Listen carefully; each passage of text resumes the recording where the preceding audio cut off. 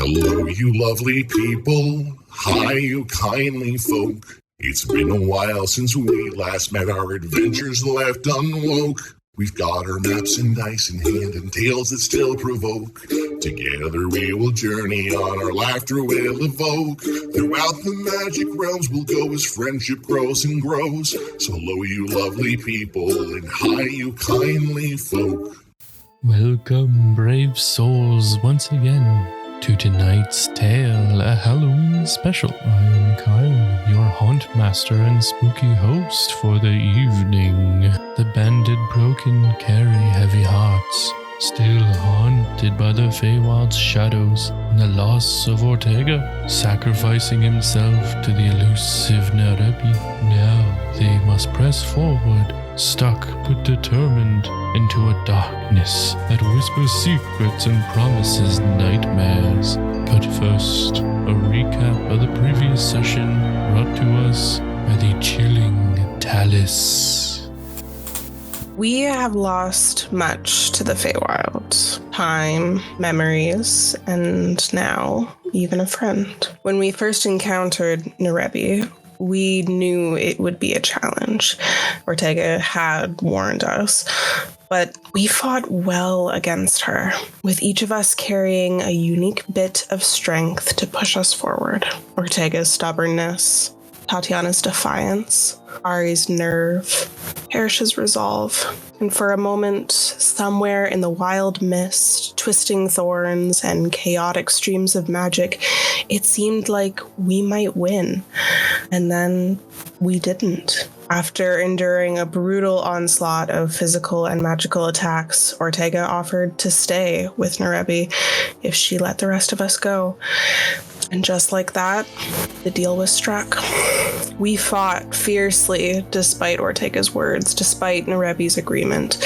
Maybe we could have won, or maybe something worse could have happened. But in the end, it didn't matter. In his last moments, Ortega demanded that we save Tatiana, then was pulled deep into the earth. Without another word, Nerebi disappeared, leaving the rest of us stranded, alone, in the Feywild. But I certainly don't intend to lay down and die. We have far too much to do for that. Wherever Ortega is now, he will not be there forever. We will find him, and we will bring him home. Tonight's journey will draw them into a village, both beautiful and twisted, where mystery and danger lie just beyond the town wall. Gather close, dear listeners, as we descend together into the unknown. Happy Halloween, and welcome back to the Banded Broken's thrilling path. This is our Halloween episode, which is super awesome. It's super fun. With this Halloween episode also brings forth an end to our podcast naming contest. After a pretty biased decision here, we are now going to be known as the Kindly Folk Chronicles, a D&D podcast. And so that is what we're going to be called now from now on. Obviously, KWD&D Connect will still be a part of our other socials and other medias. But just to separate it, we are now we are the KFC. Please don't sue us. So when this episode finally does air, obviously that is what we will be airing it as, is the Kindly Folk Chronicles. And obviously, again, Halloween session. So last year we did the same thing. If you dressed up, you get one inspiration point that you can use for any time during this session and this session only. That is, of course, if you've forgotten, inspiration point is 1d20 roll for any ability check, saving throw, attack roll, anything that you have to make, as long as it's just a d20 test, basically what it is. Kyle, show us what you're wearing. It's just sorry, that is not a Dungeons Master costume. Where is the balding wig? I know. So here's the thing. I really wanted to buy It's a it. balding wig. That's harsh. I really did. I really wanted to buy it. The only way I could buy it is on eBay for about $4,000 now.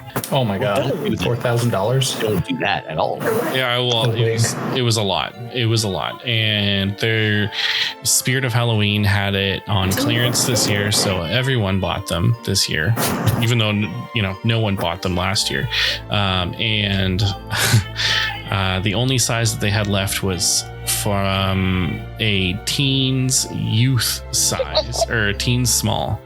And while it is just a dress, unfortunately, it's a little bit too small for me. And I would have had to have it shipped from like California. And so that wasn't going to happen. However, I am indeed dressed up as something D&D related because I'm Edgin from the D&D movie. I found this one on. That's pretty good. At Walmart. I was about to say, I'm getting a severe Chris Pine vibe. Yes. And I even gelled my hair the way he does it. So I'm not. There, you can't get me in trouble because I'm wearing all our merch. Also, Yeah, no, Lily gets a buy with pure merch, and Lily, like, not only dressed up fucking fantastically with ears, but did a haircut to match. Are you shitting me? She wins. Now I have to take, now that everybody's seen how cute I am, I have to take off my ears so that I can actually wear headphones. Okay, no, that's fair. That's acceptable. Yeah. That's all right. So for those of you that did dress up, so Ari and Talus, I'll tell you what. I will give. I think Lee gets in there too. I will give Lee the inspo because he is wearing our merch. And nice. Ashley, you're wearing all. You're basically dark and brooding. I'll give you the inspiration too. It worked for me last year, so. I also tried to get vampire teeth, cute, but they didn't come in time. That's okay. There was an effort made. So yeah, without further ado, we do have a little bit of a recap, kind of stuff that had happened. You guys have leveled up, and when you take a long rest, that is when you're going to get your HP pack. We've discussed this, and those new abilities will come out whenever they come out. And for some of us, there's some new multi-classes and some new subclasses. So that'll be super excited to see as the game progresses. So that's kind of it for the announcements. We're gonna jump in, and we're going to talk a little bit about what happens next. You are sitting in this, or you're bound in these fey ivy chains wrapping you around. For some of you, sitting on 1 hit point as you were kind of brought back to life to watch the final moments of Ortega as he Terminator 2 styles his way down into the fey. You look around and you see the other members in the party are all entwined and slowly being drained of the essence that is them. As Nerebi turns and leaves, the chains start to feel a little bit looser. I need everyone to make a strength saving throw for me, please. Add your +4 if you're next to Parrish. My next to Parrish? Kind of. I think Tatiana was up there, but I think Ari and Talus were shooting distance. For both Halloween and for the fact that everyone's dead, I'm using my bloodstained die. Okay. Oh, no. Okay, no, that's fine. What was the save? It was a strength save with +4. Okay, so that's 12 plus 1. That's 13 for me. Okay. 12 for me. It was a 12 for you. 19. Okay. So for the three of you, Parrish seems to have a little bit of a... Oh, no. Sorry, my con's +4. No, sorry, strength. that's 16 for me. Strength, yeah. Strength save. Strength +3. That's 15 for me. I was wrong. Sorry. Okay. The save was 20. Now, well, Parrish, then no. Parrish, you did roll higher than a 20. However, you're feeling as though there's something more binding you. You're being kept a little bit harder. You feel as though you're able to break free from these bonds. It's easy for you, but for some reason, there's something more to it holding you back. Can I do a... Oh, sorry, go ahead. Yeah, what do you want to do? Knowledge, religion, or nature. I would tend towards religion. Yes. Yeah, you can make a religion check on this. Boom. 18. Okay. Trying to think back to... Is this any sort of divine intervention or greater fey being? Is it Nerebi or is it something else? For you, it feels like it's something more. This world, this other planely world that you've never been on, but you have a shared experience of being an otherworldly traveler.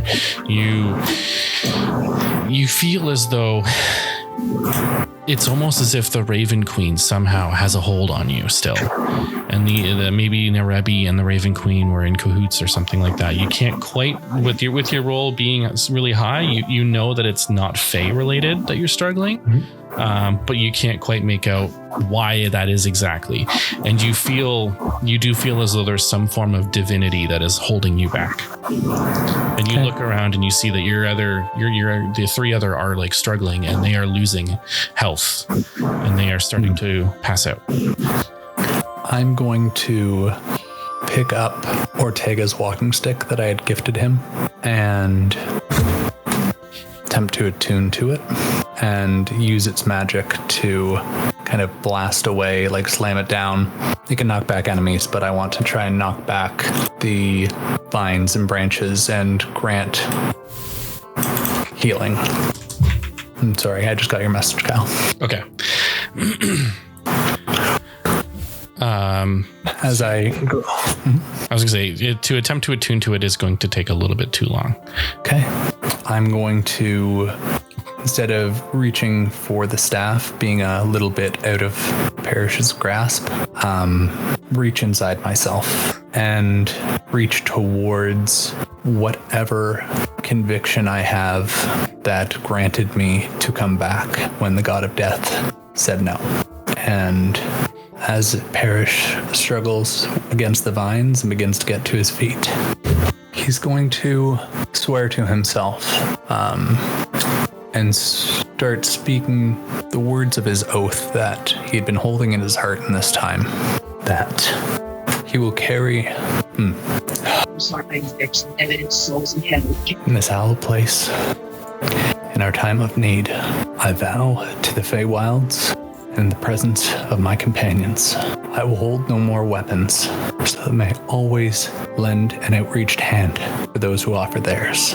And kind of struggle up onto a knee. I will give the benefit of the doubt, for I know how difficult the world can be, and hard choices come for us all. I vow to try and show everyone a better path, one that does not lead them to make dark deals. Death comes for us all, but it does not mean that we cannot live good lives and make this world a better place, as he bursts free from the vines. As I take my oath. As you take your oath and you burst free from these vines, you feel the vines kind of stick to your hands, and you hear this ominous voice and says, yes, you will take up no arms, and you will always have arms that can be outstretched. As you look at your hands and you see these vines kind of start piercing into your flesh, combining with your hand, becoming wrapped around like these. Your oath is now chained to you. I'm trying to pull it up. Sorry. You feel as though these green fey vines are now a part of your hands, as you start to realize that you can now feel them in your soul. You can feel them in your mind. You can feel the inside, the spores sap through your skin, through your blood, and you feel them go all the way up through your system. And you look to your other team and you stretch out a hand. And as you stretch out a hand, the vine itself lashes out like a whip as it pulls Ari's bindings off. You can you can take a look at your item at your D&D Beyond. I gave you an item. Okay. Does it feel at all like it has the influence of Nerebi or the Raven Queen or anyone else? Or is this simply a part of the Feywild and a part of my magic? And I also, from last session, we rolled 2 wild magic surges that were both burning disarm. And I'd really like to, I felt that was special. And maybe that was part of the Feywild acknowledging a bit of that oath. In a sense, yes. You don't notice that it's any form of divinity. It's the Fae itself. Mm-hmm. This oath that you made in the Fae is kind of keeping you here, and these almost gauntlets that you are now carrying that are attached to you. You feel everything. You feel the Fae. Your ability to connect with the realms on a outer planar level is just manifesting through your body at this point.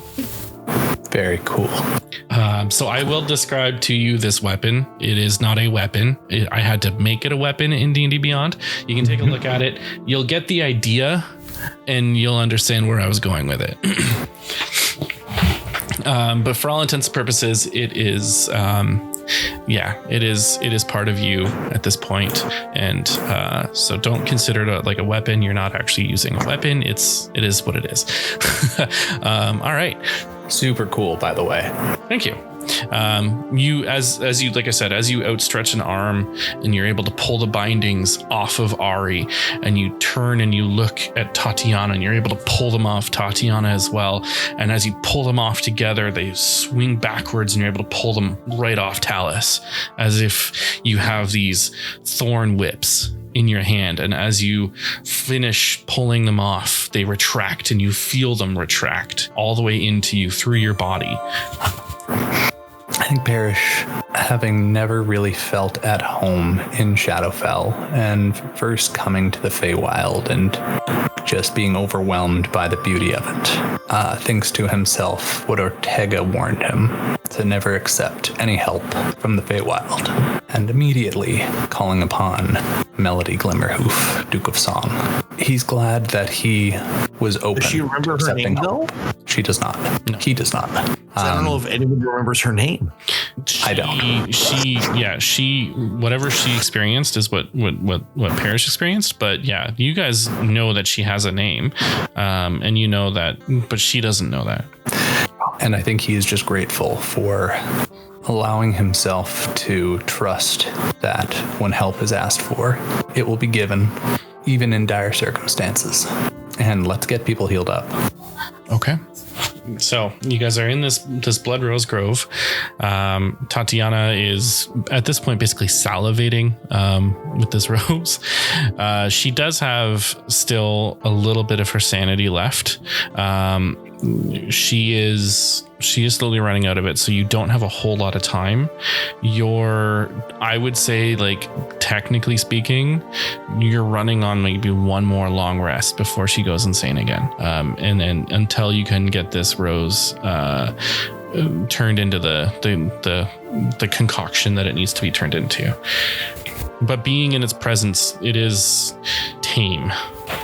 I think with an eye on Lady Tatiana, Parrish will approach the rose and finally manage to pluck it and put it away into a satchel for now. Everyone, we are not mourning Ortega. We will get him back.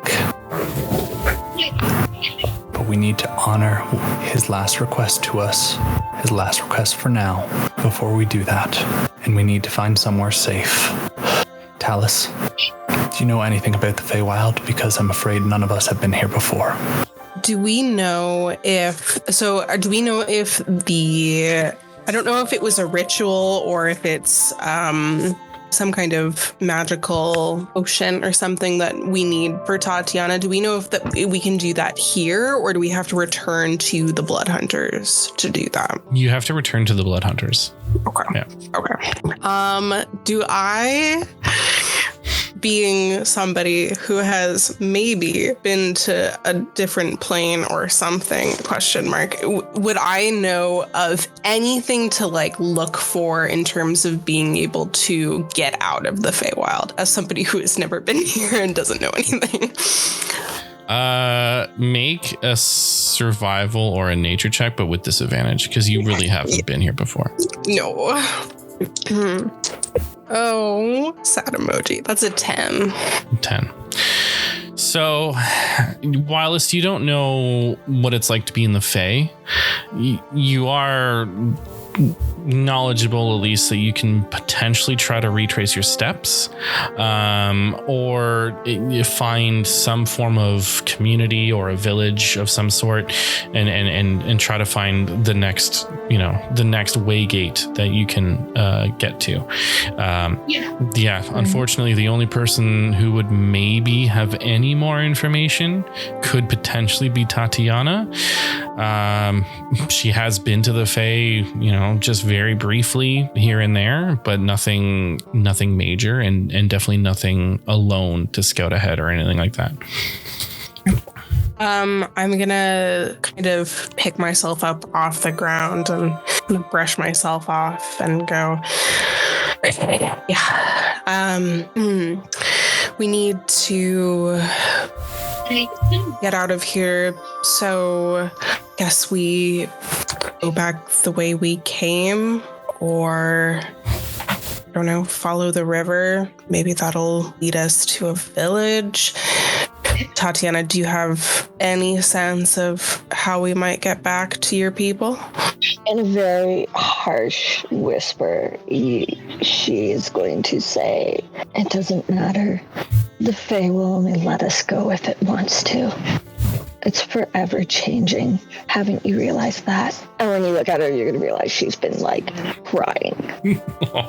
Oh, no. Ari grabs her by the lapel. Now is not the time for tears. He gave and he left us behind to find a way home. We will cry later. I will. You do not tell me when I can grieve. I will tell you that it is not now. I've never told you a thing before, but I know that he left so we could get out of here. Tatiana, I will cry a river of tears. A river I can't stop, but I need to go home first. Let's get home, please. Please. Then we will grieve. Or at least I will. Harvey, he was home. He was my home. He was my home too. I feel no safer here in the Feywild than I do in the real world without Ortega beside me. And if you feel the same way, then come with me. We'll find a way home together, and then we will mourn. But I don't know how to get home without you. Please help us find a way home. I will cry with you every day. Fine, I will lead you home. And she's gonna just kind of push you off of her and start aimlessly walking. Generally in the direction they came, but carelessly. Yeah, you don't really know where you're going. No. If we don't know where we're going, do we need to rest? I'm hurt. I am bleeding.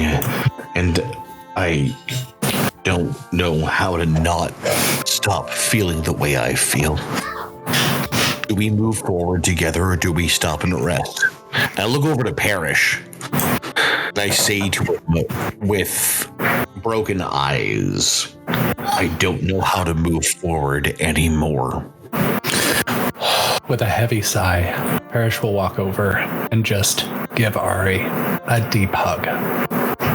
Ari, you've been doing this your whole life. And if you cannot make it through the day, make it through the hour. And if you cannot make it through the hour, make it through the minute. And if you cannot do that, put a single foot in front of the other and keep moving. We do not have much time. We do not want to lose anyone else here. We will rest when we are safer and we have better direction. But we should not stay in this place. Want to leave? Let's go. Parrish, please. I don't want to put one foot in front of the other anymore. Parrish will hug him for 10 HP, lay on hands. Oh, you fucking magical person, you. God damn it, Lee. I love you with every part of my soul. Also Parrish, but mostly Lee. Goddamn.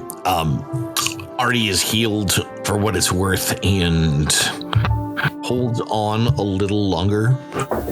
And as he lets go... It's Disney Princess hug rules. It's Parrish lets go when you let go. Oh, well, sweet. Perfect. But as you feel him let go, he's lost.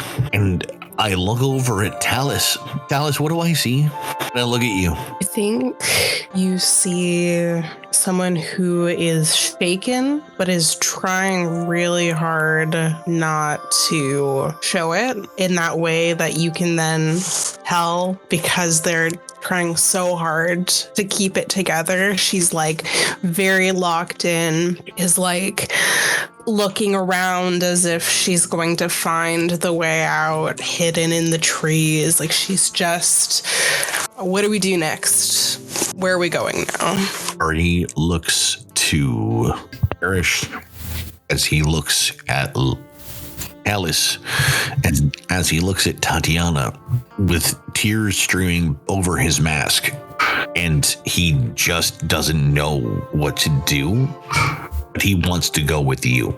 And he sits down and he plays a song.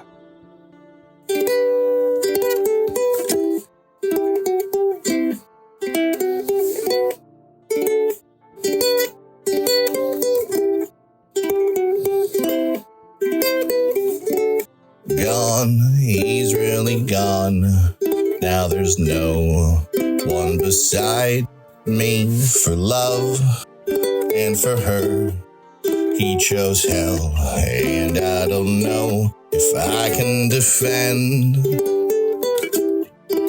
or if I can stop crying again.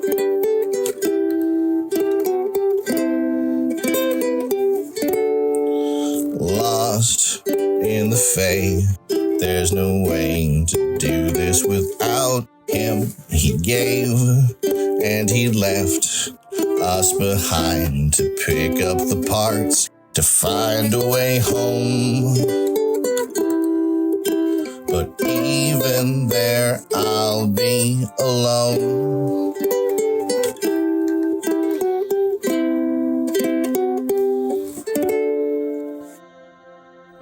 You start wandering back the direction that you came, knowing that the Fae is forever changing. You head on through the grove, out past the little rocky cave that you emerged from, and you find yourself back into this forest. You start trying to retrace your steps, looking for any sign, but it has already been too long. Eventually, you come across a path that seems inviting enough, seems well-traveled, seems out of place, but given that it has been your only real true means of exiting the forest for 15 years at this point, you continue along the path. As you head further down this path, you start to familiarize yourself. You recognize a river with a purple swirling current, and you start to think, oh, we're going the right way. We're going the right way. This is where we came from. This is where we're going. And you keep on going down this road, and you start to hear the sounds of a village. Not a big one, not anything extravagant, just a couple homes, maybe like a woodsman's lodge in a clearing in this forest. And you see what looks to be like a main house with a large courtyard. You see, well, let's just plop you here. All right. You see an opening with a fire pit, so to speak. You see a couple people wandering around the town square, and you see a tiny raven sitting idly by. And these people look at you, and one thing that sticks out the most is that as you get closer into this village, the raven looks like it's trying to get your attention. and you start to hear talking as if it's trying to speak to you. The people wandering around out front of this fire pit, this the kind of a communal fireplace, they look to be, that's where they maybe boil water, to make soups, stuff like that. And they turn and they see you, and they look at you, and you see the raven as well kind of flutter up close to you. And this raven with blue eyes that look like stars shimmering in its otherwise darkened. It doesn't look like a normal raven.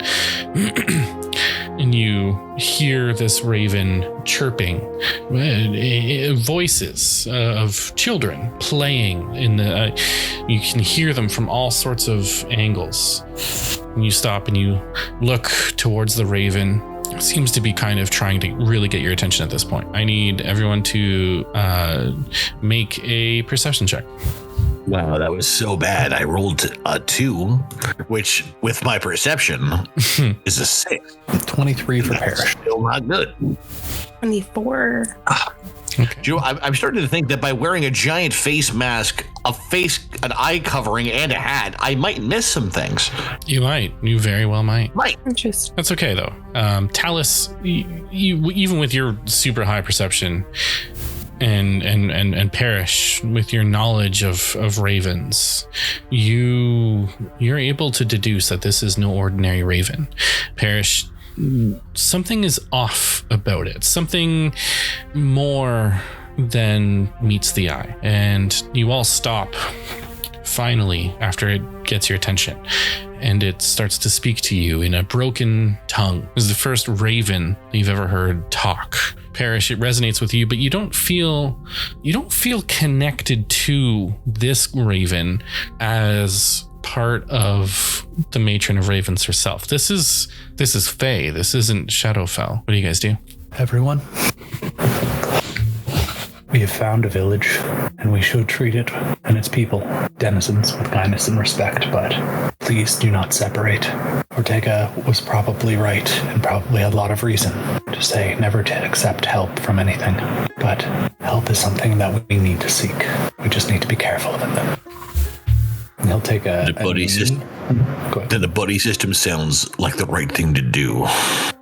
And Ortega looks back to where, Aria looks back to where Ortega fell ways behind them, and then looks over to Parrish and just stands next to him and says, let's just move forward together.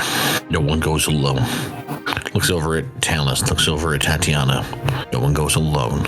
Gather up. No one else isn't coming home with me. As you say that, the raven that you see flutters up to your face, Ari, finally getting your attention, and mutters back to you, home with me. Well, hello. Do you just repeat what I've said, or do you have something to say, feathered friend? Repeat to say, more to say, repeat, more to say. And it looks at Parrish and it goes, help in the Fae. Okay, shit. So this bird's running like Kenku rules. Okay, shit. Okay, fuck.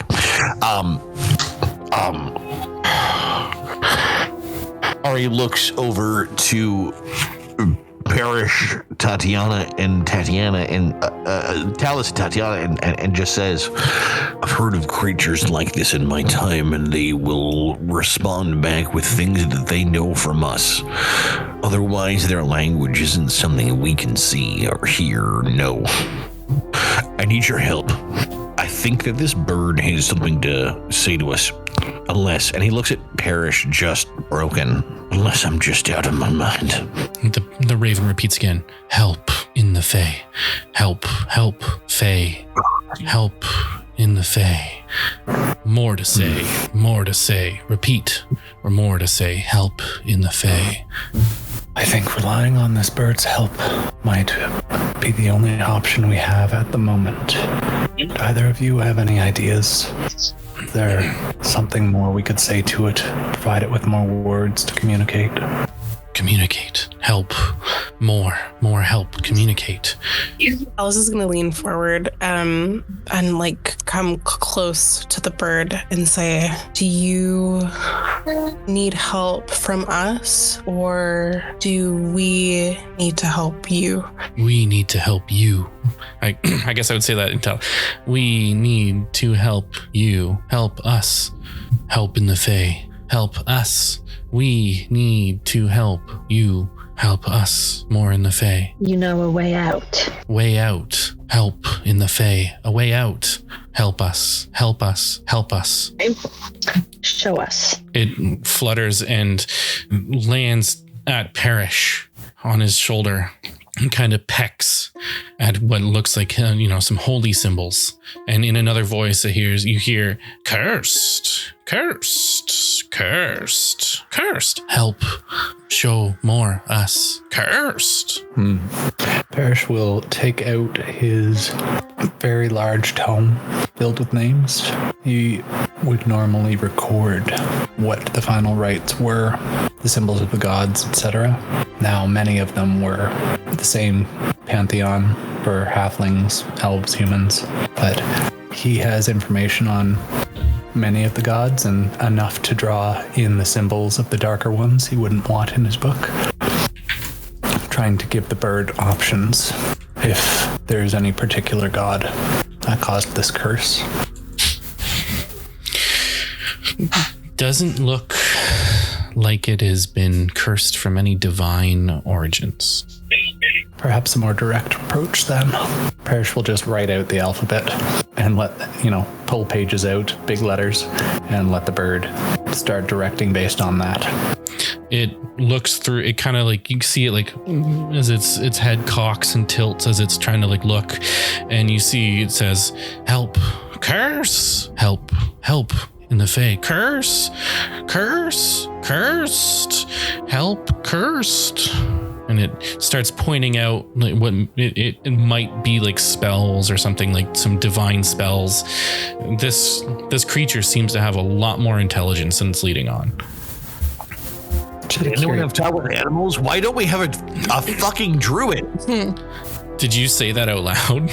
Because then yes, it will go, a fucking druid. Help us, us, us, a fucking druid. Us, help in the Fae. Us, a fucking druid. Me, a fucking druid. Oh my god. Cursed, cursed, cursed. I feel like I helped a very small amount, but I'm also now wanting to shoot this bird, and I don't want to. I'm gonna back off for a second. Don't help, don't help me. Shoot this bird. Shoot this bird. Shoot this bird. Don't shoot this bird. A fucking druid. Don't shoot this druid. I'm gonna pluck one of its feathers. Okay. Like walk up behind it and pluck. It just pecks at you. All right, we need to give this thing the words to respond to us. It will only be able to reply with what we say. And honestly, the only things I can think to say about how much I want to shoot this bird. Now, so someone else, please, who can maybe help us do some problem solving and help me get beyond my rage. This bird will say what we say when it makes sense, and it wants our help, and I don't know how to... You want help? This bird, a fucking druid, wants our help. Okay, first off, I'm really sorry. Are you cursed? You cursed? Yes or no? Yes. Yes, a fucking druid cursed. Yes. Anyone know how to uncurse a goddamn bird? Is it a druid that is somehow wild shaped into a bird? Oh. Is it stuck? Are you stuck? Stuck. Cursed. Stuck. Did a druid curse you, and can you lead us to it? No. A fucking druid. Me? Curse. You're a druid, yes? Yes or no? Are you a druid? A druid. Yes. And you're cursed, yes? Yes. Stuck as an annoying bird, yes? Annoying bird. Yes. And you start to And hear you need like us children laughing. Break the curse. Yes. Break the curse. Parrish, can you do anything about this? You know how to break the curse, bird? Yes or no? It taps on Paris's shoulder. Parish, do you know how to break this curse? Oh no, he's not there. Parish, Oh, do yeah, you no, know how to break this curse? It's mocking me. It's mocking me. No. In a past life, I may have had the power to do that. Perhaps with some rest and some study, I could. Can I make a knowledge religion? Yes. Yeah. Go ahead. I'm gonna use that no, I'm not. Okay. It's Halloween episode. I don't want to die. I'm nervous. Perhaps we could ask around town. This might be a more common affliction than we know. If we follow you, will you help us? Yes or no? Help us. Yes. This village. Help. No. Is there something wrong in the village? Yes. Do you know where we need to go to break your curse? Yes and no. Bird, talking with you is 9 different kinds of pain in my ass, and I've lost a friend today. So let's just try and resolve this quickly. Bird, we want to help you. Help you? Yes? Yes. Help us help you. Start moving or saying more. If we need to go, we will follow you. If you have something to say, I have more to say. You see the bird just kind of like and like puts its head down and like flaps its wings. Oh, I'm sorry. I'm sorry. You must be very fucking tired. And it starts to flutter off into the village. Was there something wrong with the village? Be on your guard and try not to get separated. This bird is a druid trapped in its shape. We should help it, even if it can't help us get out. It at least know some way. As for the village, I don't see why we shouldn't try and help them too if there's something wrong here. It would be safer to stay here, likely. Parrish, everything here wants something from us or will take something from us. Then it's no different than the mortal plane, but it still doesn't mean that we don't help people, that we don't trust people. Or he stops Just in remember his that tracks. I'm a ticking time bomb. I'm going to start to follow the bird. And the bird kind of Same. flies off and like kind of circles around a little bit and kind of just lands on you. And it's just going to be listening to what you're saying. And it's just going to kind of be whispering in your ear the whole time, just trying to guide you in the right direction. And it does say things like, no help village, stuff like that as you continue on. And as you further on into the village, kind of trying to heed the words of this bird, you see, as you get further in, something is off with this village, and it doesn't take long to notice. You see, there seems to be really only 3 people that wander around the village. 3 females. As you get closer, you do notice similarities between them all. They look young. One of them a little bit older. You see one is in a wedding gown. She's getting ready for her wedding. She's pampering herself. And you see the other 2 girls swooning over her. The one has her back turned. And the other one, looking a little bit older, seems to be kind of propping her up and adjusting her hair. And then the last one turns and she looks at you, and suddenly you realize this is Talus looking back at you. And they all stop and they look at you and they say, Talus, so fancy seeing you here. It has been such a long time since we've seen you, and you've got new friends. Lost in the woods, back to the woods. Interesting. Do tell us how you've been, Talus. Come, our little lamb, our littlest lamb, how sweetly lost. Your hopes a thread, the dreams a cost. Come, sip a brew, a potion rare. Bind your soul in silken snare, all of you. come. And they start to motion and usher for you to come further in as the bride herself turns and looks at you and goes, sweet morsels, fresh and ripe. A feast awaits beneath the snipe. A banquet rare, come dine with us, if you dare. And then the last one looks at you and goes up to Ari, the older one, and she puts her hand on your cheek, and she goes, so sweet allure upon your skin. It's a canvas pure where dreams begin, but thorns entwined you'll find no grace. We'll claim your heart and steal your face.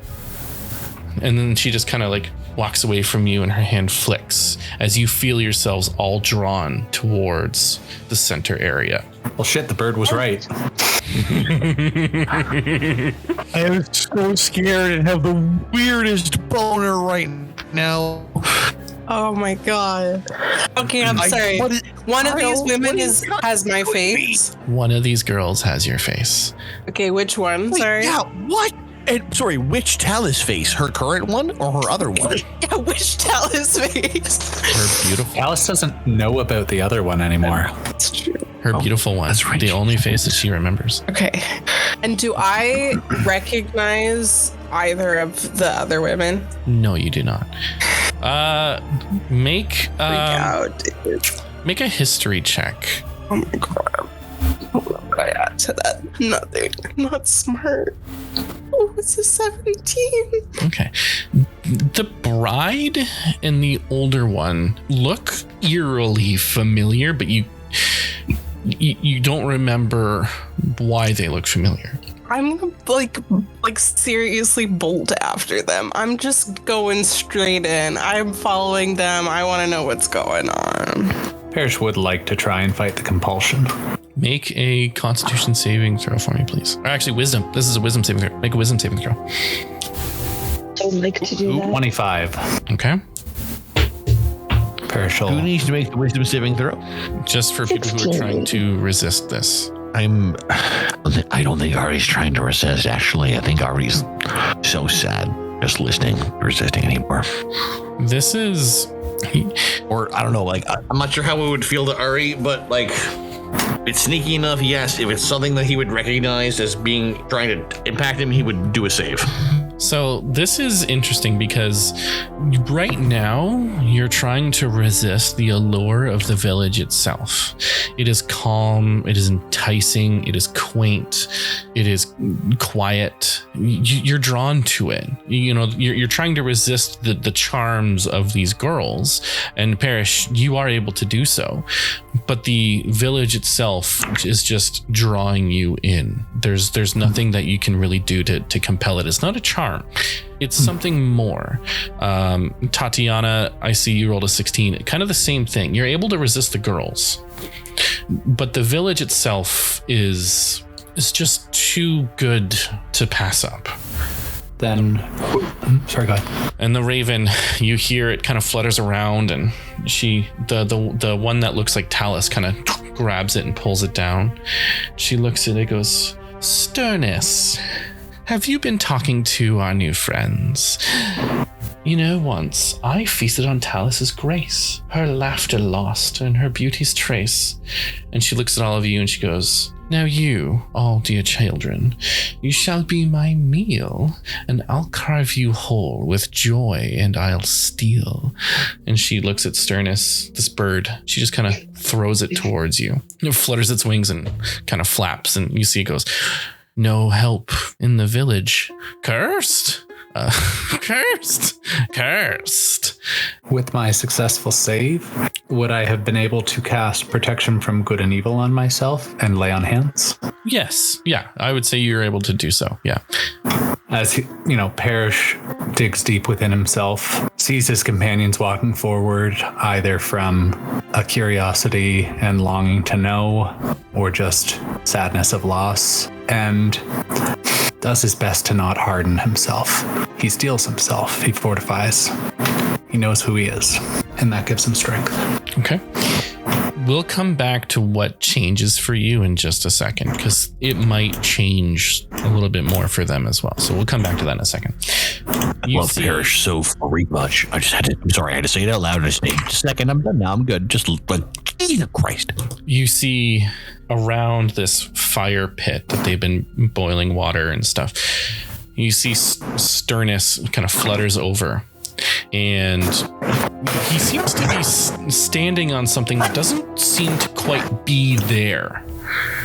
As you all look around, and you see that these 3 ladies kind of walk off into their own houses to prepare for something, not quite sure what.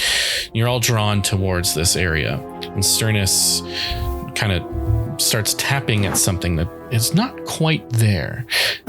And I need all of you to make a saving throw for me, please. What would perception for your intelligence? I think intelligence perception, right? No, intelligence saving throw. It would be like a wisdom. Wisdom saving throw. Yeah, we'll go wisdom save. We'll do wisdom save, and Parrish has advantage on this. I'll give him advantage. I'm just going to assume that Ari fails because Ari. Oh, it's a natural 1. Yeah. Dirty 20. 21. Only a 14. Okay, and that was with your advantage? Unfortunately, unless it double rolled. Why don't I just... Yeah, no, it was a 23. Okay. Actually, no, I will use my inspiration to reroll. Okay. So. Ari, this is a natural 1. You might want to re-roll with your inspiration. This might come in handy. 1, and then I rolled a natural 20. Oh, jeez. Okay. Which is good. So, Yay! As you are all drawn closer to this center area, Parrish, you're able to resist a little bit, and you're kind of a little bit back behind. And same with Tatiana. As you get close to this raven, now known as Sternus, it's tapping on something. Tap, tap, tap, tap, as these ladies leave.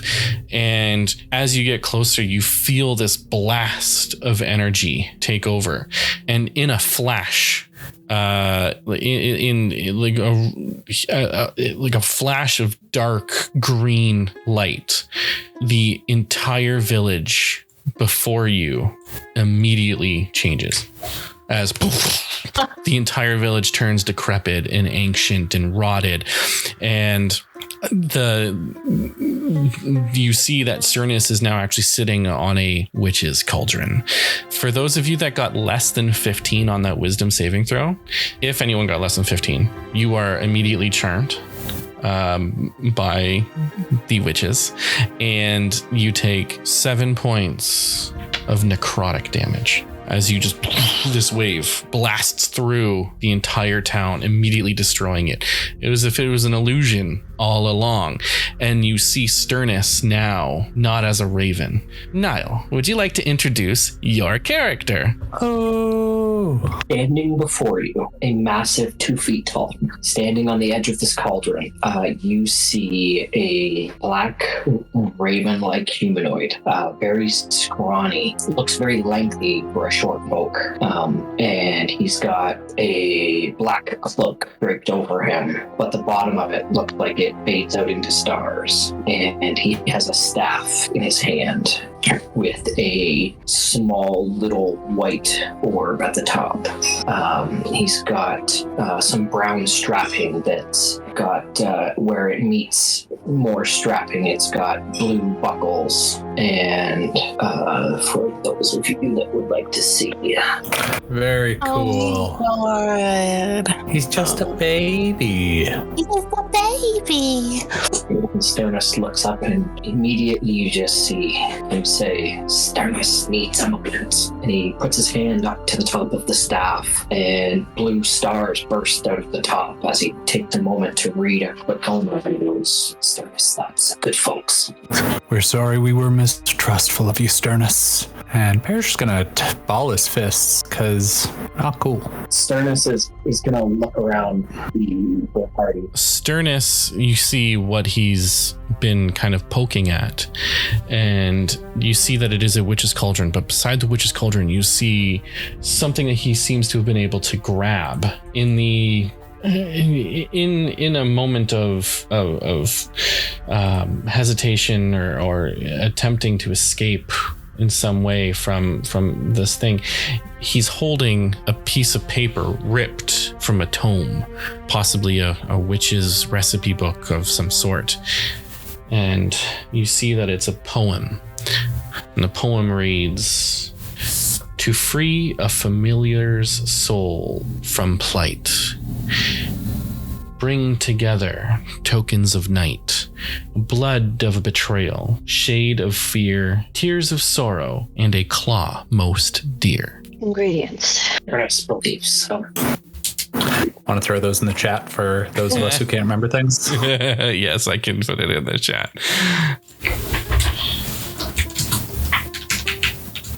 Oh my God. I have to remember things all day long. Sorry, go ahead. No, I'm like, can I name any of the ingredients you just said? No. I think like 3 of those are easy, and then maybe we cut Ari's hand off. Ari's hand? He's not here to defend himself. Give him a moment. Okay, that will knock out 3. That is blood of the betrayed. That is tears of sorrow, and I mean he cries all the time anyway. And then a claw most dear. Boom. All right, I've done everyone's job for them. You guys pick up the slack. All right, so there's the actual. There's the poem. Thank you. You're welcome. While we're waiting for Josh, Sternus is going to. I rolled an insight and I rolled a 26. Oh my God. I'm one smart birdie, okay? He's basically looking just to gain the emotions of the party. And I'm pretty sure I've got a pretty accurate read on what people's emotions are. And he's again going to put a hand over top of the little white orb at the top of his staff, and he's going to pull his hand up, and as he does, it looks like a pocket full of space as stars kind of get pulled out of the orb, and he's looking at it, and then he's looking up at the sky, and then he looks back down and he shoves it back into the staff. Well, Sturgis thinks this is awkward. I'm getting a bad omen, but you guys seem to have had a rough day as it is. So I think it's actually a good omen for you. Sturgis thanks you. Lily's facial reactions are excellent. Oh my gosh. I have to think for a second.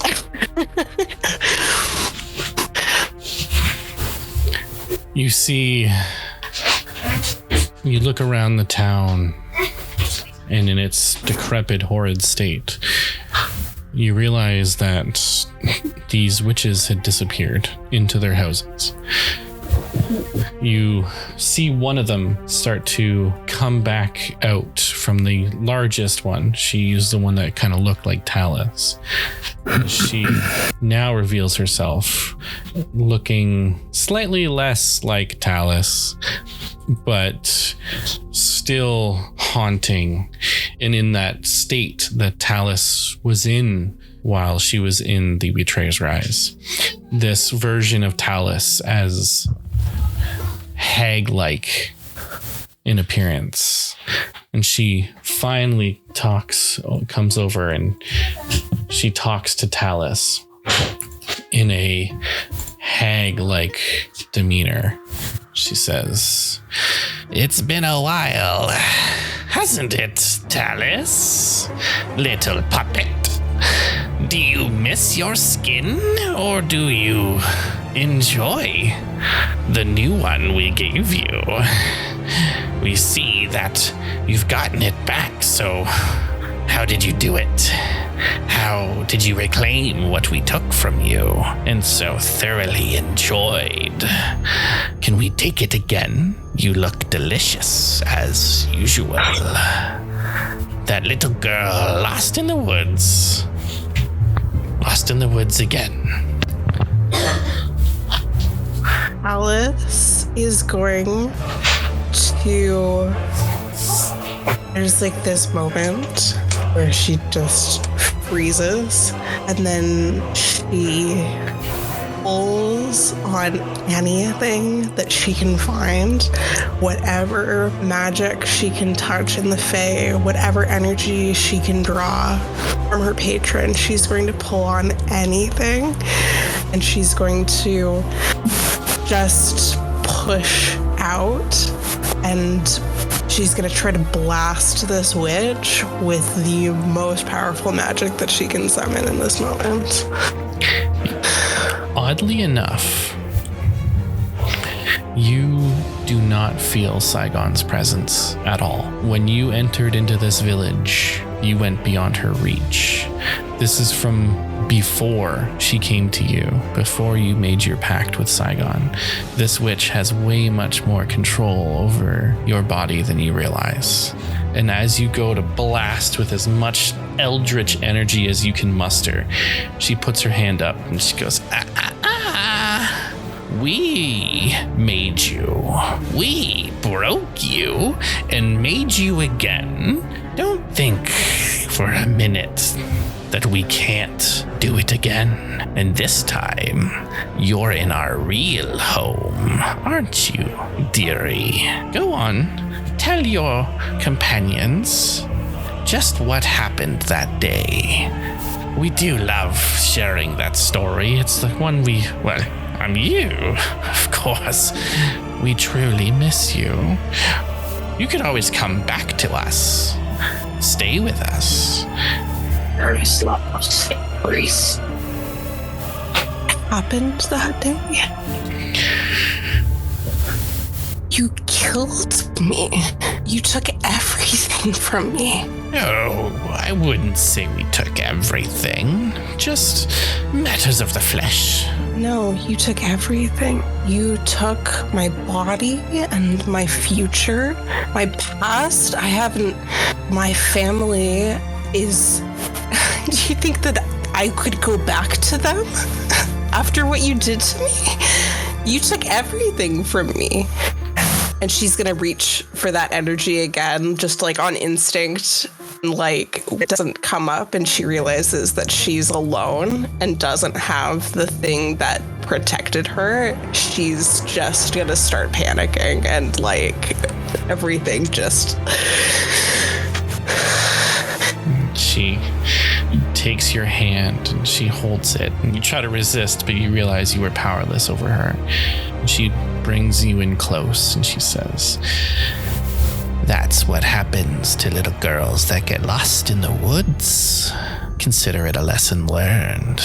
A lesson that needs to be learned again, it seems. Lost in the woods, little Talus, always lost, never found, always lost, always lost. Your family wouldn't want you back anyways." That's why you ran away, didn't you? Just like you always do. Yes, run, little Talus, run away to the woods and get lost again. Oh God, Stu, shut up. And she's gonna shoot her. Okay, go for it. That's a natural 20. We love to see it. All right. Well then. Alright, so that's... So I would do 11 plus 10. the plus. 10. Yeah, 11 plus 10 plus 4. Yeah. Yeah. 25. Okay. So you just without even questioning it, and you see she just takes the shot like square in the face, and it blasts out her jaw like entirely, as like her tongue just flops down and like drools in this eldritch green blood as like teeth are falling out, and she looks at you and she just screams this otherworldly scream as she just disappears into smoke, leaving you guys alone once again. And you feel the magical energy blast out of this cauldron one more time. I need everyone to make another wisdom saving throw for me, please. And I'll roll for Ari just because he's technically still not here. All right, he's okay. Does Sternness have to roll this? Sternness does not have to roll this. I would like Excellent. to use my inspiration dice. Okay. 'Cause 5 sucks. Yes. I would have failed with a 13. If I'm correct, and it's a bit of damage, and charm effect. Perish is immune to charm effects. Well, this part isn't the charm effect. This is just straight damage. Okay. The first one was a charm effect. It's going to be 7 points of necrotic damage. And I'm sorry, did we get any health from leveling up, or are we still at the hit points that we were at before? We haven't rested. Haven't rested yet. However, I'm down, dude. Parrish did do a couple heals, I believe. Oh, good. You did one on Ari. I did one on Ari. One on Ari. I did one on Perish. I did not say I healed anyone else. I'm sorry. Okay, we can say I'll let you roll. You can roll some hit dice because your journey towards this village would have been a long enough time that you would have had a short rest. You guys can't have a long rest, but I'll give you a short rest. That's only fair. All right. I'm not having you guys go into an encounter with like 0 health. I was gonna say. Okay. I mean, You might as well spend them all. You might as well. Or lose them all. God. Don't forget to add your constitution modifier to every roll. can I give out hit die? Yeah. Yes, you can. That is a house rule. Okay. Well, I mean, I'm good. I have 62 hit points because, well, lovely little trick I had. So who needs help? I think it's Ari, Parrish, and Talus. But Okay, well, Okay. each of you can have 2, and then I'll give my extra to Talus because she didn't get any healing from Parrish. I rolled all of my hit dice, so I'm at 51 even after taking that damage from the witch, so I'm okay. So you say. It's all right. We'll do the actual math for Ari in a minute. I'm just keeping it off to the side for now. When he gets back, if he gets back, I hope he gets back. Okay, so yeah, the blast goes off and everyone's taking some necrotic, or everyone who failed takes the necrotic damage. It was only 7 points, like I said, so it wasn't like a huge deal. It's just a layer action. And good. It's just a layer action. You do feel as if you're alone again. These witches that have finally revealed themselves. Looks like they're going to be taking their turns until you figure out what you're doing. We're not doing initiative. This is a puzzle encounter, and we need to solve the puzzle. Oh, fucking. Happy Halloween! Trick or treat! Here's my trick. Shade of fear. Bird. What the fuck is a shade of fear? I'm assuming that I know the answer to that. Sternness, make an Arcana check. Oh, I'm really good at that. 25. You, having been here for so long, has started to pick up on a couple things. These words could be considered synonyms to other things. You know, shade is often misinterpreted as color, which could also, be, and fear is often, confused with something scary or something people don't really want to talk about or something to that effect. You don't necessarily know exactly, but you understand that it's something that would represent the color somebody finds most scary. Sternness has deduced that we're after a color found to be most fearsome, scary for you less linguistic folk. Sternness is going to down off of Baldwin because he doesn't want to fall into the cauldron. How many buildings are in this village? There are 3 buildings. There's a shack a couple sheds in this village, but there's 3 main ones. 3 main ones, obviously 3 witches. Bird, have you been in any of the houses? Stardust. My name is Stardust, not Bird. Have I been in any of the houses, Cop? You have been in them all. Stardust has been in all of the buildings. Stardust. At one point or another. My understanding is we need to break this curse on you, and you've provided the means to do that. Shade of fear, other than fear itself. Yes. Do you know where they would keep a plant called Nightshade? Stardust needs to think on that. Is there a check that Stardust could make? Make a nature check. Oh, excellent. I'm even better at that one. Oh, 13 with my plus 11. So there's 13 total? Yeah. Okay. It's okay. You do. With my plus 11. You do know that kind of each of these witches kind of has like a thing. Nightshade being a plant, you attribute it to the green witch, which you know to be called Morgra, Morgra. She's your traditional green hag, so to speak. And then you had seen her, but you don't know which one of the other 2 she is, for those of you. But you know, Sternus knows where she went, and that was, she's the oldest one, and she's on the building to the far, I guess, right for our screens. Stardust knows that Morgra is a botanist. She's very much a green hag. She lives over there in that one. Does anyone else have any ideas? Shade of fear would get, but if we're making potions... I don't think we'll know until we actually search the houses. Then that's our best guess for the first one. Be on your guard, everyone. And no separating. Stay close. Stardust has a question. I know we're looking to free me, but why is this one so sad? She's literally oozing tears.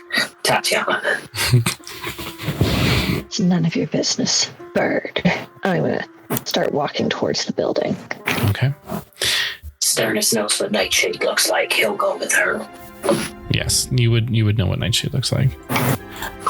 So as you guys get closer to the other one, the building itself, you see the other one. This is the one that looked like she was helping the bride.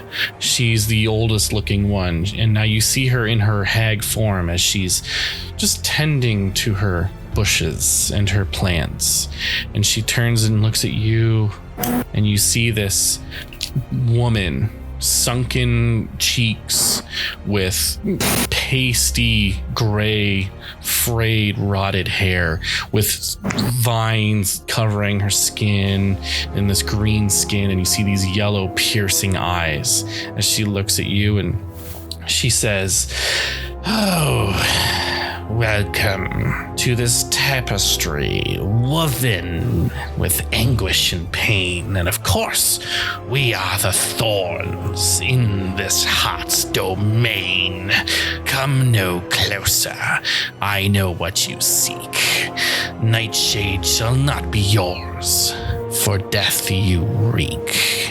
And I need you all to make, anyone who's going over there, I need you all to make a dexterity saving throw for me, please. Ooh, that's not good for me. Of 16. No, that's good enough. Oh, That's a fail for Parrish. Tatiana, good? 19, yep. Okay. Basically, Ernest fails so bad. for those of you that got less than 16, basically what happens is the vines, in a similar sense to Nerebi, these vines come out and start to entangle as they hold everyone in place. Tatiana, you're able to dodge out of the way as she's looking at you and in her ugly hag face. And she's like trying to figure out why you were able to get away so quick. Sternus, on the other hand, is like Sternus is probably like hanging from the ceiling. Sternus, not again. Damn it. In the tangled woods where echoes play, can you solve the riddles we lay? Oh, complete the brew and find your fate. But no, that time is running late, dearies. Come now. Come say hello, teary one. I won't bite. She's gonna cock the pistol and just shoot at her again. Well, at this one now, I guess. This one? Yeah, okay. Yeah. 19 to hit.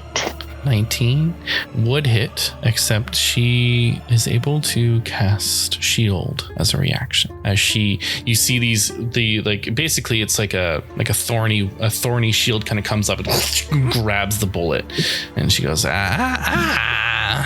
we don't use meddling things here. Show me more.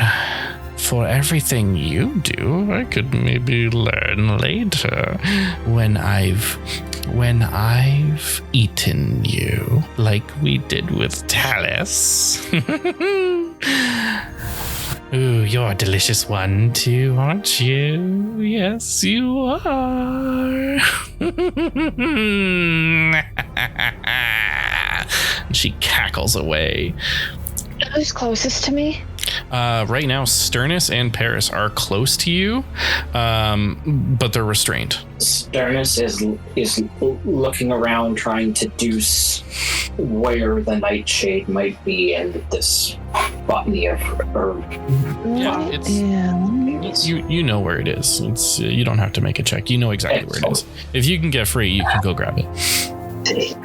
Sternus is going to try and break free. Okay, make an athletics or a acrobatics. Well, both of those rolls suck. It's okay. I got 4. Okay, yeah, you're not able to break 3. I am not a strong or dexterous birdie. Parrish, if he's there, Parrish, you do have a potential way of maybe breaking free and or grabbing the nightshade. He said he would be right back. Oh, he'll be right back. All right. Talus, what are you doing in the meantime? I don't even know where I am. You're outside with Ari. Yeah. Okay. So when Tatiana shot the other witch, what happened to her? She disappeared in a cloud of smoke. Mm-hmm. And then it looks like she retreated back to, you're able to follow the smoke a little bit, and she retreated back to her house. Yeah, I'm gonna go follow her, I think. No separating. I know, I forgot. And you're tangled in vines, aren't you? I didn't go up to the house. She didn't go up to the house. Alice! I know. So Talus, you head on to follow this one, and you remember her name now, and she goes by Vayla, Vayla, and she's your traditional illusionist style witch, divination style, like stuff like that. And you go over to her house, which is the furthest the furthest on the left. She doesn't come out to greet you. Is there something specific that you're trying to do?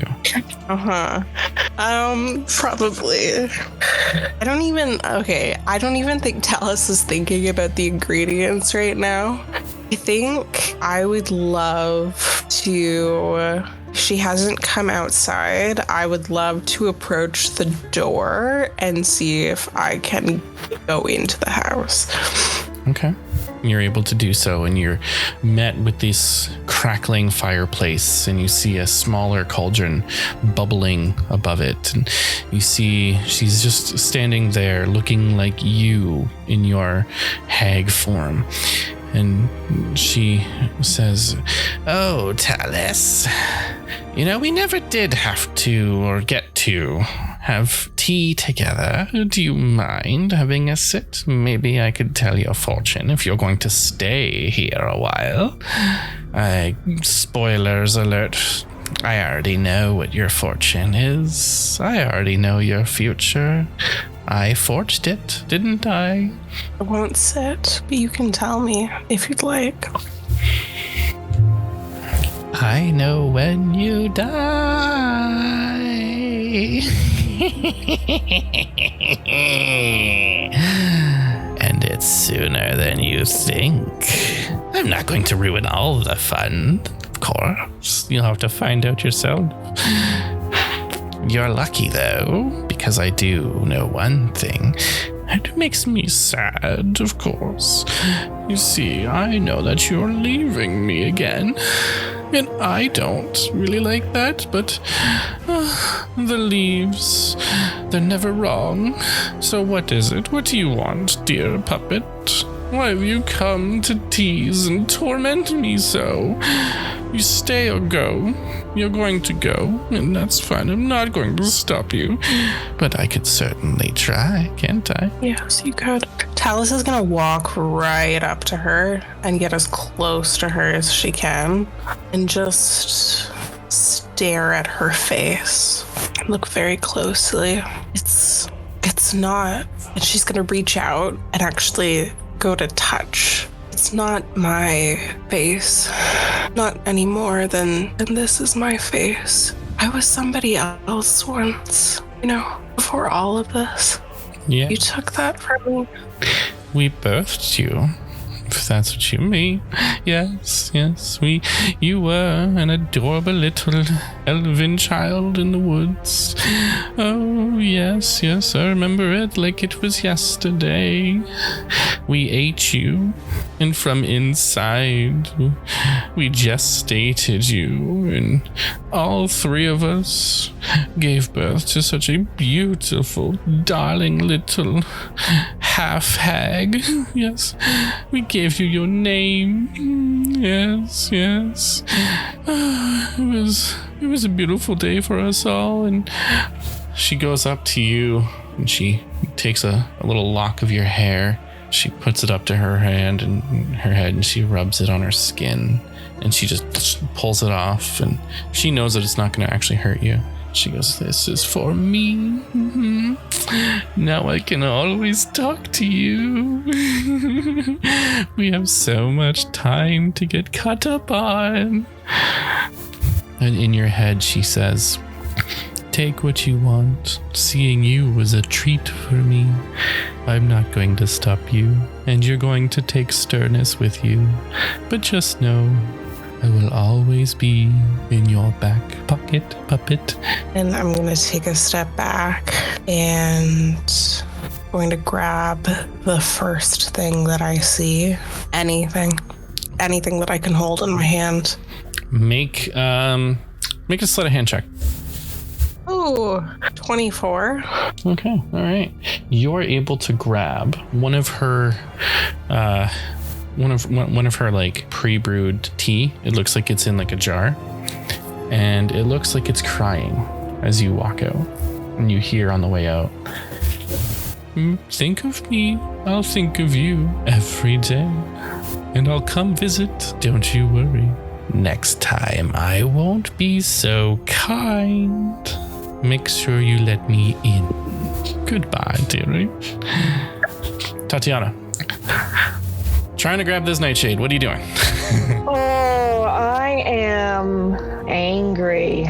I am, as a bonus action, I'm going to use Crimson Right. I'm going to pick Right of the Dawn on my pistol, and I'm going to shoot her again. Okay. Give it a shot. 13. Oh, yeah, 13's not going to hit this time. No. I'm going to try again because I have 2 attacks. Okay, yeah. Try it again. Oh, that's even worse. 12. And she just looks at you again. She goes, Silly. Just come here. Come give me a kiss. I want to know how you taste. Sternness, you can make your check again. Oh, yeah. Let's do acrobatics this time. 8. No, you're still stuck. Because I'm still stuck, I'm just gonna turn into something that is much more dexterous than I am. Okay. And Parrot and Tatiana will see a jet black cat poof where Stardust was, except that this cat has raven-like wings on its back as he turns into a Tressum. He's a Tressum. With starry blue eyes.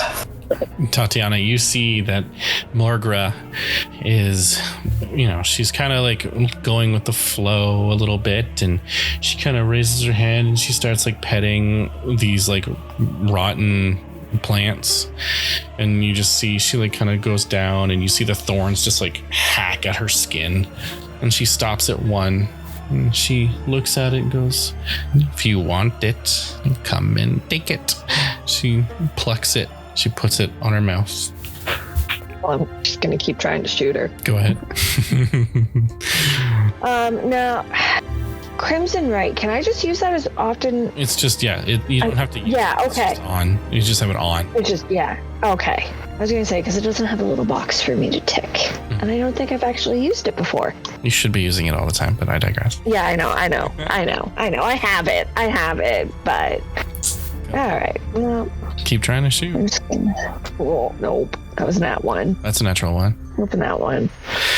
Just pew, way off. And you hear it clink something in her house. You hear her groaning as she just starts to slowly get closer to you. I'm gonna shoot again with my second attack. Keep going. Actually, I think you need to make a fumble on your pistol. That's what I wondered. I was waiting for you to forgot say. about that, Okay, yeah. so You do need to. yeah. Well, what do I do? So you just roll. You roll to see if it's jammed, and if you get less than, I think you're. I don't know. I haven't used this rule in like. So roll a d20. Let's see. It's actually. I don't think it's a d20. Fumble. Does it say in my weapon? It will say in your weapon. That's what I'm checking out right now. Fumble. Misfire. Misfire. Yeah, that's what it is. Okay. So, There's a misfire score. So, oh yeah, there we go. So what you do is you make a dice roll. The attack misses and the weapon cannot be used again until you spend an action to try to repair it. So your gun basically goes like. So Okay. that second shot, you're not even able to make that second shot. No. Yeah, your misfire score is literally 1, which is Okay. Yeah. Yeah. So you're just like trying to take these shots, and all of a sudden, and you look at your gun and you see it's like steaming a little bit because you've just been overcooking it. And she just starts chuckling and she starts getting closer and closer, and you see she's like hovering over, and she slowly hovers down the stairs. She gets within about 10 feet of you, and she just puts out an arm as if she's trying to bring you forward. I need you to make a Constitution saving throw for me, please. And you add +4 because you're close to perish. 26. Okay. You're able to reduce her, you're able to shake off this charm that she's got for you, this allure, and she's just motioning for you to come closer and closer. I would like to drop my gun and just take out my rapier and like try to cut off her hand or something. Okay. Twice, because I don't think that first one hit. Oh, 16. 16 will not hit. Okay. Bitch, neither will that. Okay. She gets up close to you now, and with the nightshade on her lips, she leans in, and you can feel this rancid breath on her. She takes the nightshade off. She leans in and she goes and she kisses you. As you're trying to pull away, you try to stab her and you realize you just completely miss, and you try to stab her again, and that just gives her the time to get up close to you, and she gives you a kiss, and you're not expecting it. You try to get away, and I need you to make a Constitution saving throw for me, please, with disadvantage. And I try to remove myself from this Yes, you can right after this. restraint. 11. I should have switched into my other form because I could get out easier. Do I still get the That was a +4? choice. You still get the +4, yeah. Okay, so then 15. So you still fail the saving throw as she kisses you. You are, for all intents and purposes, incapacitated as your body seizes up and you become cursed with this hex that encompasses your entire body, and you freeze, and you are reduced to 0 hit points as you plop down onto the ground. And she puts the nightshade back in her mouth and she says, "Dinner's ready, girls."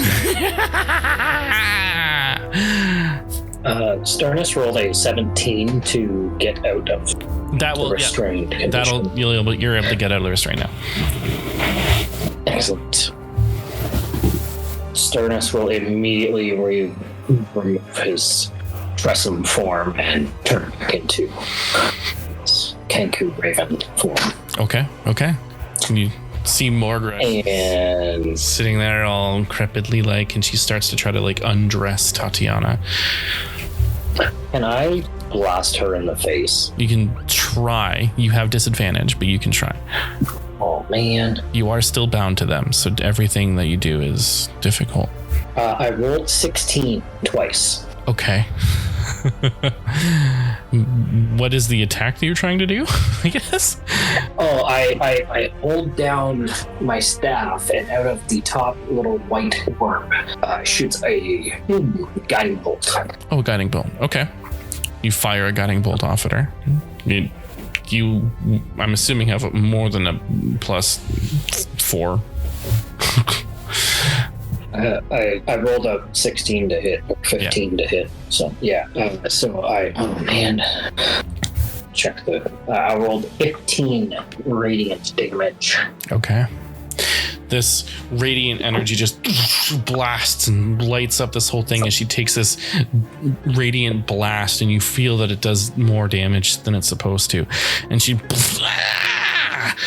looks at you and she No goes, wonder they set me in my bird form. "Dennis!" And you can see that like it did like double the damage, and she's like looking kind of weak at this point. "You were on our side. We fed you, we cleaned you, we loved you. You did our bidding, and this is how you treat us." Sternus was cursed. Potato. Sternus was forced to do your bidding. Sternus just gives omens and sees signs. And that's what we loved about you. Sternus sees good omens for these people, well, bad ones, but good for these people because they've had a shite day. Well, I don't really care. They're gonna die anyways. No, Sternus is trying to tell you you're not understanding. I saw bad omens. If you eat them, bad things will happen to you. He was going to try and convince her that eating Tatiana is not a good decision. Make a deception check for me, please. I'm not very good at that one. Well, I'm not very good at any of them, actually. Oh, I'm good at... No, I'm not good at... With advantage, right? This, you still have disadvantage. You're well, this would... Oh, well, I this don't would need disadvantage. This would be a straight roll, because like, yeah, I guess technically like this would be advantage because you're trying to convince her that not doing a thing, but you are still bound to her, so 5. You're in luck. She rolled a natural 1. She looks at Tatiana and she goes, "What do you mean? What's gonna happen? Am I gonna get ugly? I don't want to be ugly." No. You see all those red tattoos? Sternus sees them. Bad sign, don't eat. She smells like hideous roses. You're probably right, Sternus. I so dearly appreciate. I'm sorry that we hurt you, and I'm sorry that you hurt me. You were just trying to get my attention. Okay, fine. You take her and just boil her down or something. Use her bones or something. I don't know. Just get her to... Sternus will make her disappear. He just needs the nightshade to do it. You could send her away. Yeah, it's probably for the best, because then you won't try to eat her again. She just looks so tasty. That's how they get you every time. Remember the last time you got sick? Yes. I should have listened to you then. Well, this is why we kept you around. Very well. Just go throw her in the pot, and I'm sure it'll be fine.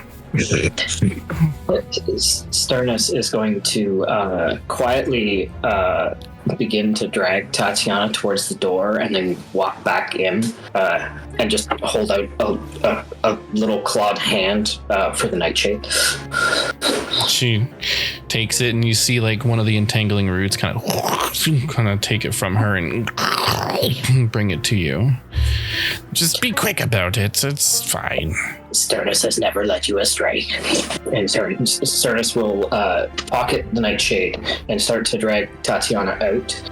And then as soon as he's outside, he is going to take a good berry out of his pouch and put it in her mouth. Okay.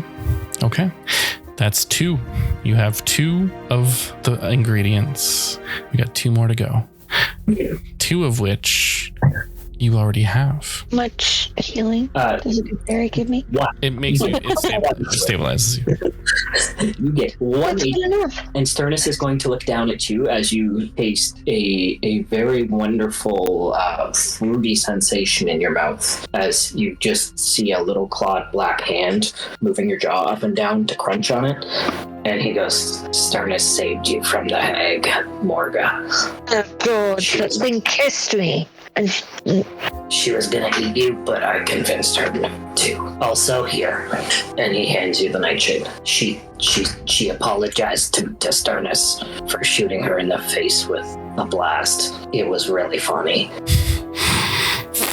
And you couldn't have done that 10 minutes ago, before she kissed me when I was fighting her all by myself.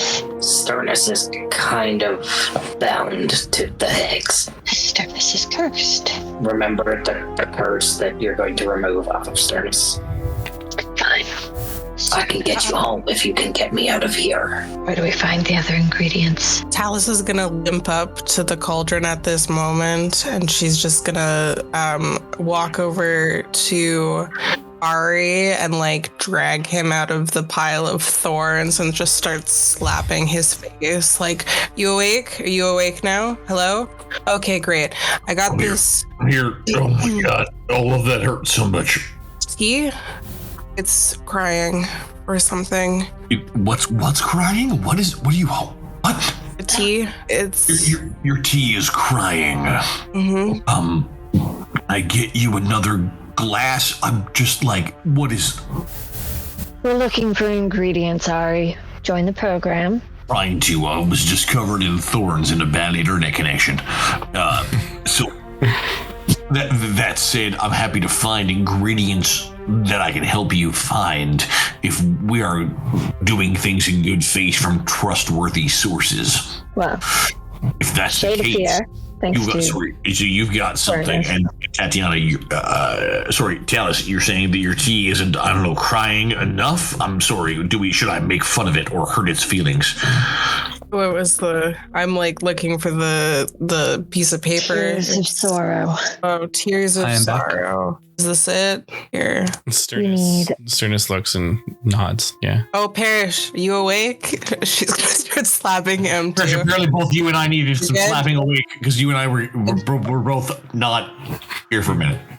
We're two ingredients in, 2 ingredients left to go. You guys have the tears of the sorrow and the shade of fear.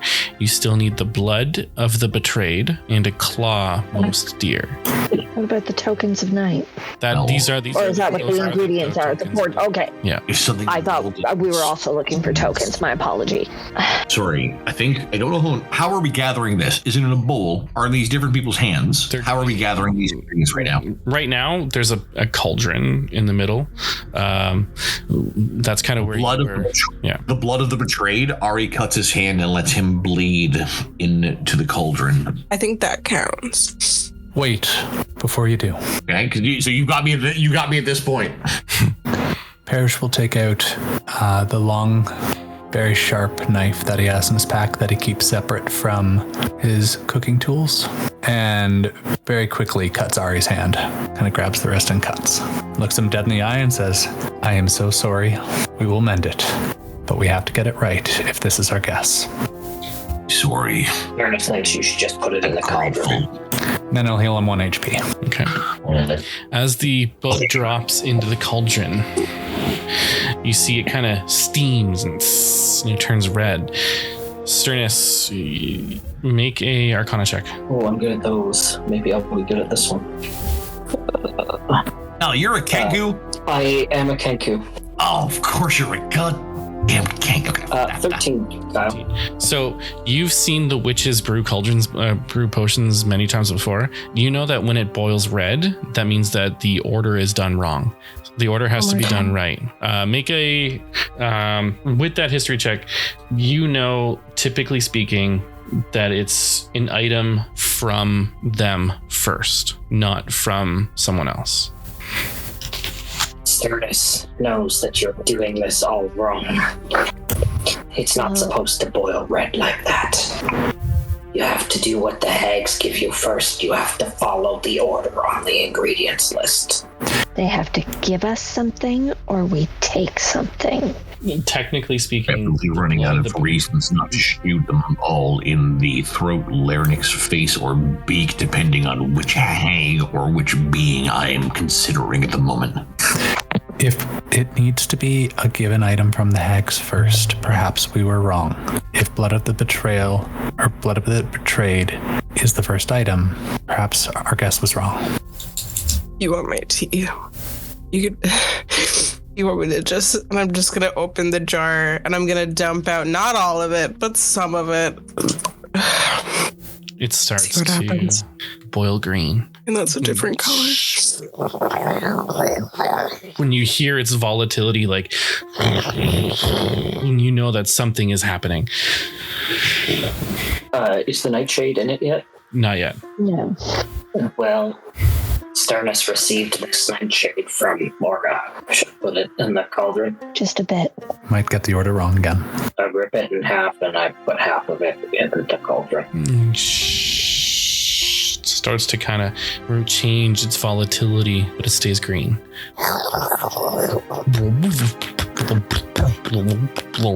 Is there anything left on the ingredients list that the hags would have had? Or is it now stuff You don't that... have a claw. Well, the four of us don't. Sternus. He's shaking 1 second. You want a claw, like the whole... Most dear. We're on to things we must sacrifice. One note. Sternus can't look. He holds out. It's just a crowbar to a claw. Let's try the blood of the betrayed. Sternus will scream, but it's just the caw of a ring. Oh my god. When he's in pain.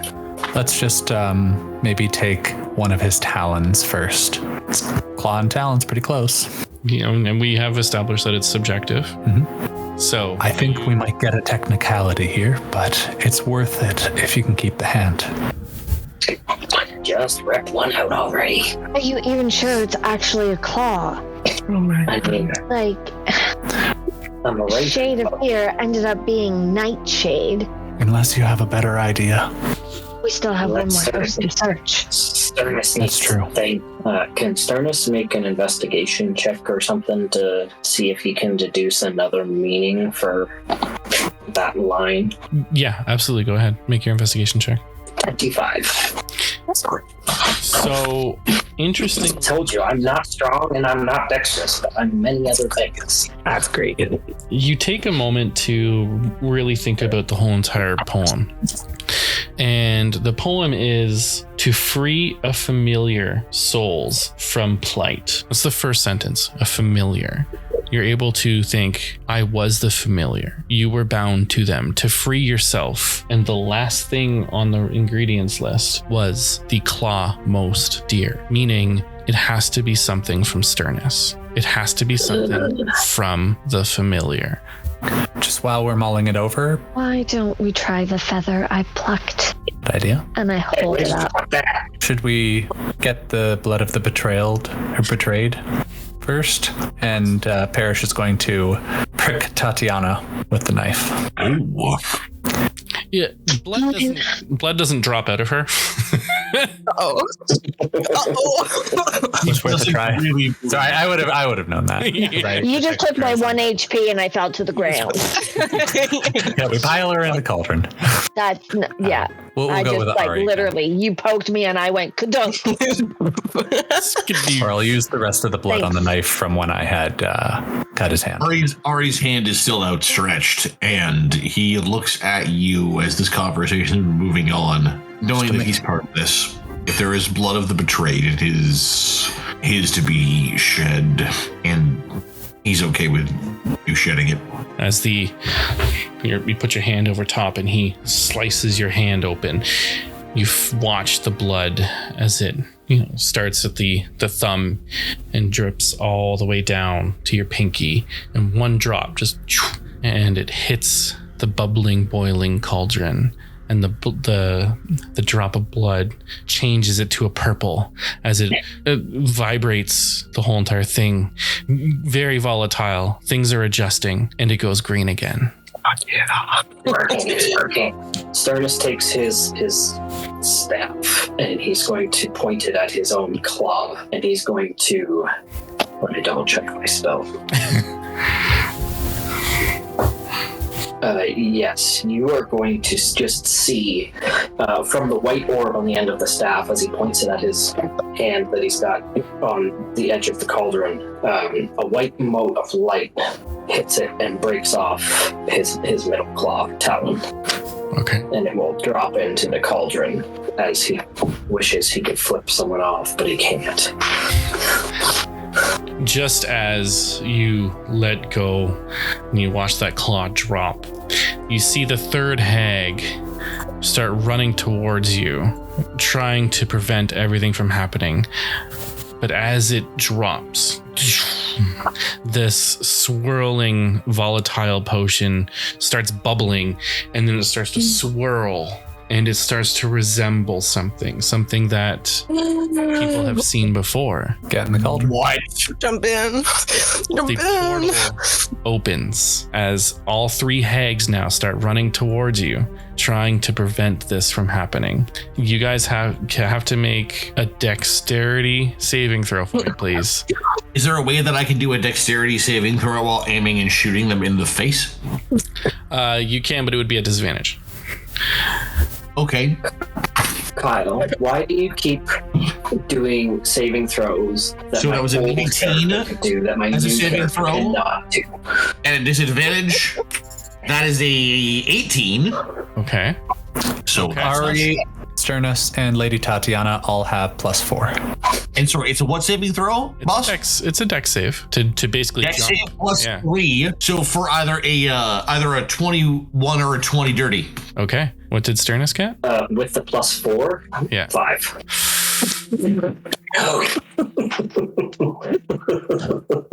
Oh no. Should have dressed up for Halloween.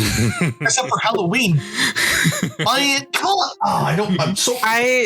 gonna put back on my rhinestone cowboy hat that cost me an stupid amount of money. Hey Niall, do you have any chance of rolling better than that? Could you try? Could you try maybe again? If I had cast a spell on myself first, yes. No, but on the die, will you roll better than that if I let you reroll your save? Yeah, no, I think what we're asking is if we cannot do really hard to roll suck less, would your roll suck? Okay, great. The Jewel of Three Prayers is going to slow a little bit, and you can reroll your save. Excellent. Oh, you got the jewels. That one greatly appreciates you. With the +4, 22. Yeah. This is the most dexterous. This bird that walks around with a walking stick like Yoda has ever been. He is free. He is free. He is free. He doesn't want to stay here anymore. Just as the entangling roots again come from Morgra. Everyone starts jumping, and they're jumping into the cauldron, and you see this other witch, this new one who you haven't really seen. She's just a quick description. She's the bride. She was the bride. Her white gown, her beautiful white gown, is now a tattered black dress as she's running towards you in her dress, and she's trying to cast a spell as you guys are all being compelled one final time to stay, and you're able to get through the portal. Sternis, you feel your bindings break as you're no longer bound to the Fae. You swirl through this potion, this witch's cauldron, the cauldron itself, this brew, and at first you think you're going to jump into the pot, but you fall further, deeper, and you fall, and you fall, and you fall. And then at some point, you no longer feel yourselves falling. You still feel yourselves being lifted as you're transported somewhere. Ari's blood, the guiding factor, as he puts his hand out, feeling as if he's controlling where this portal is going. And as the portal starts to shine white, you see the other side start to swirl with a brownish color as you're all blasted out into the little chapel of the Blood Hunters in Ankarel. Yay! And that's where we're going to leave it tonight. Happy Halloween, everyone. Happy Halloween! As the bandit broken step through the portal, a familiar ground of the Bloodhunter chapter welcomes them. Their newest companion, Sternis, free from the hag's curse. Talus too feels the weight of her past. The hex blood transformation and the stolen beauty, a painful but powerful part of her journey. I have been your haunt master and spooky host for the evening, Kyle, and a big thanks to MAB Music for the atmospheric ambience that brought this haunting session to life, and of course, a heartfelt thank you to all of you, our creepy listeners. Have a happy Halloween, and may your night be full of mystery, magic, and just the right amount of fright.